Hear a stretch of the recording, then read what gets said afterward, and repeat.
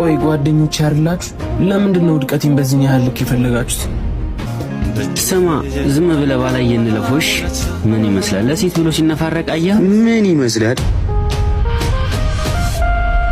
ስማ ምንድን ነው ያልከው? ድገመው እስኪ ያልከው። አረጁ ተረጋጋ። ዝም በላት አንተ አልተጠየቅም፣ እሱን ነው የማናገረው። እሺ ተረጋጋ በቃ።